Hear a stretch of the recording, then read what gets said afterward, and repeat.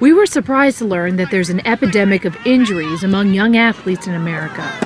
Every year, nearly 1.5 million kids suffer a serious sports-related injury.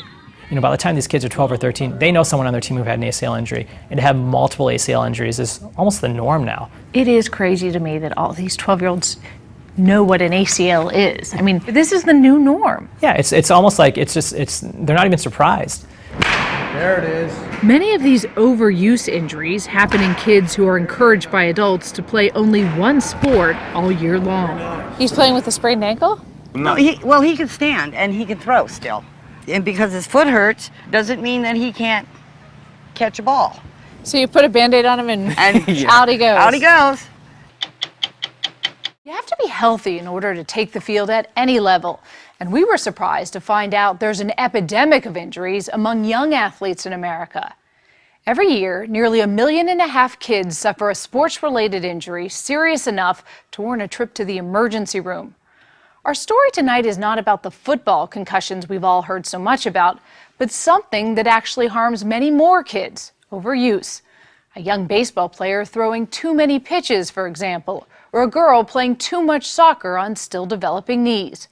It's happening all across the country, but we found a striking microcosm of the problem in the patients and staff at one clinic in Northern California. Pediatric orthopedic surgeon Nirav Pandya is scrubbing in for his Tuesday morning operations at Oakland Children's Hospital's clinic in Walnut Creek, California. So 3 or 4 ACLs today? 3 ACLs a day. 3 ACLs. Is this a typical day? It's a pretty standard day for me. Kind of from week to week, I'll be 2 to 3 ACLs, a bunch of different sports injuries, so very, very typical. All 3 of today's operations are on young soccer players with torn anterior cruciate ligaments: a 12-year-old boy, an 18-year-old girl, and 16-year-old Michaela Behringer. Okay, good. How far can you bend it back? Today will be her second time in Dr. Pandya's operating room. Any new pains kind of on A little more than a year ago, he repaired the ligament in her right knee after it gave way as she ran down the field. Okay, right side still treating you all right? Yeah. Okay. Michaela went through 9 months of rehab and had barely returned to playing at full speed when she was hit in a game and tore her left ACL. Are you thinking about getting back on the field right now? It's like the one thing on my mind.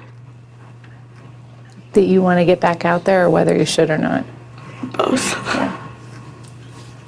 What's your gut telling you right now as you sit here today about to do your second ACL surgery? That I should get back on the field. You should.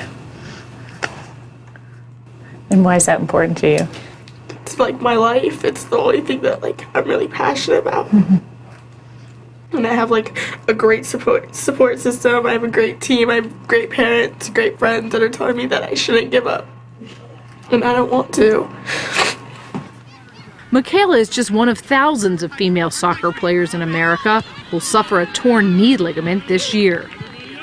It's kind of the plague of female soccer players, just the multiple ACL injuries.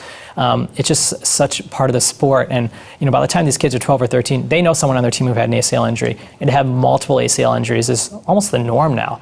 You tear one side, you're going to tear the other side, or you tear that same one again, you have another surgery. It is crazy to me that all these 12-year-olds know what an ACL is. I mean, I didn't know what an ACL was, and I certainly didn't know anybody who had surgery. Right. But this is the new norm. Yeah, it's almost like they're not even surprised. Michaela's second ACL surgery took nearly 2 hours. Dr. Pandya replaced the torn ligament with a new one he built using one of her hamstring muscles. Hey guys. Hey. Everything went great. Okay, everything went awesome. Her Okay? parents, who are both nurses, know the drill all too well. Okay. Right? Yep. They started another 9-month rehab process the very next day, hooking Michaela up to a machine to keep her leg moving up to 12 hours a day. How likely do you think it is that she's back playing soccer again? Do you want her to get back on the field? I do. We enjoy watching her play, and especially when she's playing well. And I think she really likes it. But, it had to be her choice. Do you get nervous watching her get back on the field? Yes. Yeah, every time. Many kids can and do come back and compete aggressively after ACL surgery. Okay, I'm going to straighten it out. But some also develop osteoarthritis in as little as 10 years, and that can put them out of athletic action for life. I tell these kids and these parents, I want you to be able to run around with your kids when you're 30, not have that sacrifice right now just to simply get back to play soccer when you're 13. But I mean, that's a hard conversation to have with a kid because they can't even imagine being 30, right? Right, exactly. Yeah. They're just thinking about, they want to get out there and play. Good to see you. Good. How you doing? It's not just soccer players. What's the big sport to get back to? Swimming. Okay. Dr. Pandya's clinic is also filled with young gymnasts A round off back handspring. Okay. and wrestlers There's still a little swelling still in the knee, okay? and baseball players. There it is. The American Sports Medicine Institute says that since 2000, it's seen a 5-fold increase in serious elbow and shoulder injuries among youth baseball players. Very nice. 14-year-old Jesus Hernandez, swinging the bat under the watchful eye of his grandmother, Kitty Brown, Whoa! had his shoulder repaired by Dr. Pandya earlier this year. Very nice. And did that put you out of the game for a little while? Yeah, it put me out for about 8 months. What was that like, not being able to play baseball for 8 months? It was awful. It was awful. He was like a caged animal. Then they released him to start swinging the bat. He went in there and swung the bat. Didn't swing it a little, swang it a lot. Very, very nice. Kids are doing a lot of whatever sport they choose, between private training, team practices, tournaments, and playing for multiple teams. It's not uncommon to hear of girls playing 140, 150 games a year. So what does that do to a 14-year-old girl's body? I think the body's just not prepared for that. I mean, females are still growing at that time point. And I think a lot of times people think about, well, you know, the problem is year-round sports. Not necessarily year-round sports. It's doing the same thing year-round. It's just like anything else. If, you know, in life, you're doing the same thing repetitively again and again and again, the body's just going to break down from that. So how's the leg feeling overall? It's been hurting a little bit. Jessica Vieira Ramirez is a soccer goalie trying to come back from her latest injury, a torn quad muscle. Why don't you bend it all the way back? For both Jessica and her mom, Deneen, Good idea to get an MRI? visits to Dr. Pandya have become almost routine. Let's check everything else here. Give me the rundown of the injuries you've had. Biggest one would be my ankle. I did have reconstruction surgery on it. I guess I'll start from the bottom up. So 3 ankle sprains on my right, which is why I had the surgery. Moving up, the torn quad right now. I did have a hairline fracture in my pelvis. I broke my collarbone, just that snapped in half. And then dislocated my shoulder twice, and then had 1 concussion.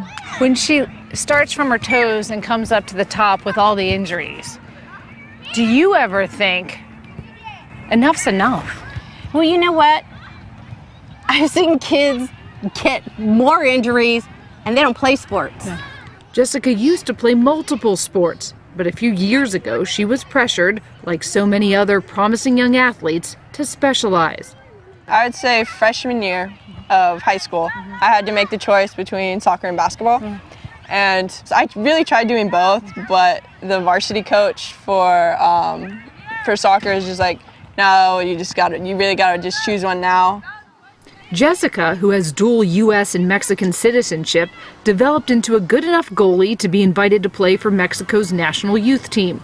But players who aren't as good as she is also feel the pressure to pick a single sport.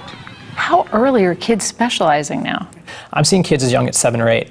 7 or 8? Can you tell at 7 or 8 if a kid's going to be the next Derek Jeter or the next Tiger Woods?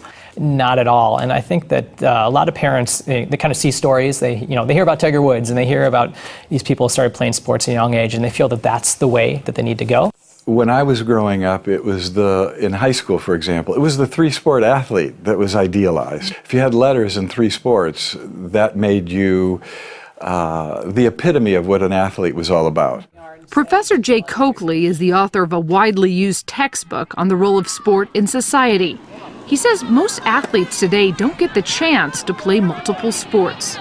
Where is that pressure to specialize coming from? As public programs have faded, beginning in the 1980s and through today, private programs have taken their place, and they've been developed by what I call youth sport entrepreneurs. And so, it would be impossible to make your living as a sport entrepreneur just with a single season. So they've come up with a rationale for playing multiple seasons in a single sport during a given year, going to camps between the seasons, going to tournaments pre and post season, so that they have dues paying members 12 months a year, which keeps the food on the table for them and their families. This girls' soccer tournament in October, for example, drew over 400 teams who paid nearly $400,000 in entry fees alone. Many of the girls on these fields and their parents share the same dream. These girls want to play college. You worked your tail off to get into these showcases because those are where the coaches are for Pac-12 or your Big Ten. Those showcases are tournaments which college coaches attend to assess young talent. Injuries have caused Jessica to miss several showcases where she was hoping to be offered a scholarship. Her mom says without one, she won't be able to afford college. She's got to get back out there. And there's that whole pressure. And I think part She's of it's got to her get back own, out there because... her own pressure. Because why? Why does she have to get back out there? To The be number seen by one who? thing the colleges are saying to her right now, we need to see you on the field, and we need to see you not injured right now. We need to see you at your top game. We're getting there. When we spoke, Jessica and Deneen were hoping Dr. Pandya would clear her to play in time for a big showcase over Thanksgiving. But the biggest one is the one in November. I think that's an absolutely reasonable goal. Jessica and her mom have always followed his advice, but he says not everyone is so patient. The interesting thing is a lot of time the parents, the first question they are asking is, when can you get back on the field?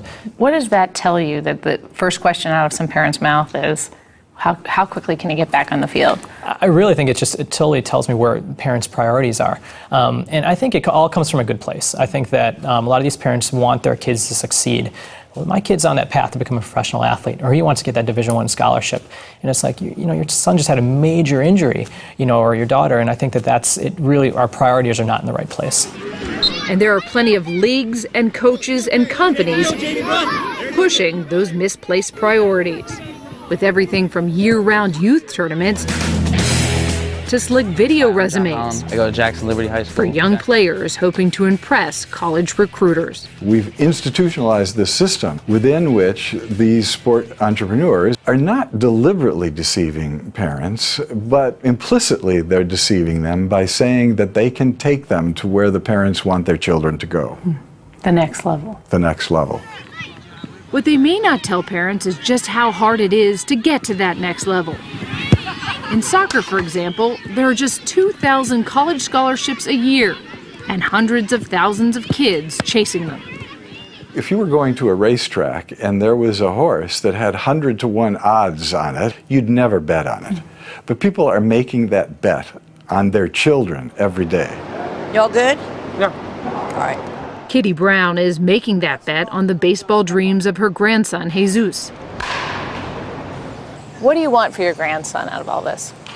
I want the best. I want him to be a baseball player. And where do you think he'll play? A's, Oakland A's. The Oakland A's. Oakland A's. That's his dream. He wants to be an Oakland A's player. Okay. Jesus told us he hopes the A's will draft him right out of high school. Beautiful.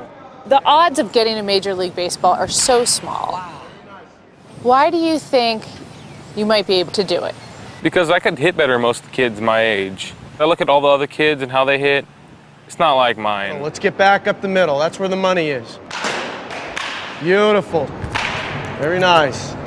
You think you've got it? Yeah, I got the edge. You got the edge. But the day we talked, his edge was dulled a bit. Not just by his surgically repaired shoulder, but also by a foot injury he just suffered in practice. He still plays. The upper body is still working, so. He's playing with a sprained ankle? No, he can stand and he can throw still. And because his foot hurts, doesn't mean that he can't catch a ball. So you put a Band-Aid on him and out he goes. Out he goes. Do you ever look at one of your patients who's had multiple injuries and say, just stop? Yes, and I've, you know. And do they listen to you? Most of the time they don't. They still keep going.